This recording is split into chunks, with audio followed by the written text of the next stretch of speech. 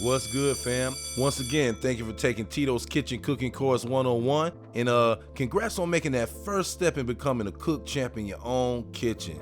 Yeah, this is the first lesson in the course, Basic Knife Skills. In this video, you're going to be learning how to properly hold the knife, how to dice and mince. So, you ready? Stop playing. Let's do this. Okay, first things first, you're going to need you a nice cutting board.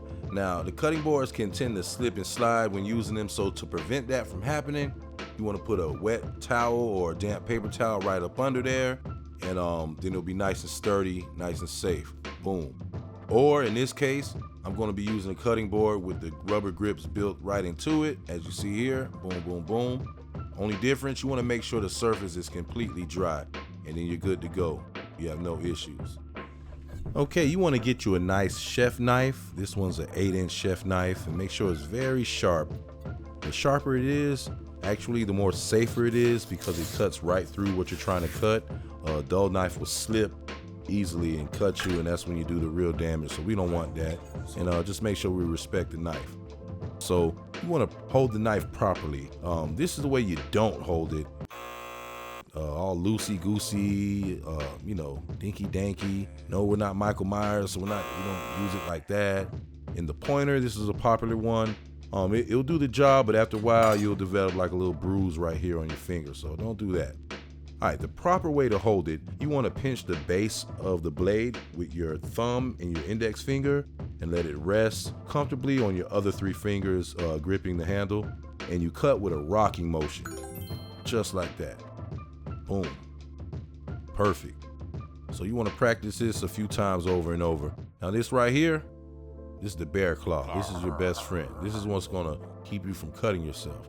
Use the flat part of your knuckle or your finger right there to slide up and down the side of the knife. You tuck those fingertips in, your thumb behind those fingers, and you're good to go. You grip whatever you're cutting. Use your middle finger, your index, or both to guide your cuts using that rocking motion. Don't do that. Don't do that. That's the flat finger. It's gonna be a flat finger fiasco. You do that. So that bear claw, that's gonna be your best friend while doing this. Nice. Here we go. Time to dice. Okay. For this one, we're gonna use an onion because it's the most commonly used food item when it comes to dicing. So that's why I'm using an onion. And we're gonna form an arc with our index finger and our thumb. And we're gonna use the same technique. We're gonna rock forward and just slice straight down, like so. Now we're gonna lay the flat part of the onion down on the cutting board, and I'm gonna cut the top of the onion off. Notice how my technique, my bear claw technique, tucking my fingertips in, and we're gonna cut straight down on the top. I'll cut the top of the onion and not the root, because the root keeps it together and it keeps some of those tears away. And it also makes it easier to peel. Boom. Now once we do that, we're gonna lay the flat part of your palm, spreading your fingers out right on top of the onion, and we're gonna cut across the onion, not all the way through, but about 3 to 4 times. The more times you slice, the smaller the dice cubes will be. And then we're gonna turn the onion around with the root part facing away from you. We're gonna cut straight up and down using the rocking motion. And then turn it back to the side and cut right across the face of the onion, just like that. And that's all it is to dicing. I don't like to waste anything, so I'm gonna put a few more cuts in this last piece and dice it up.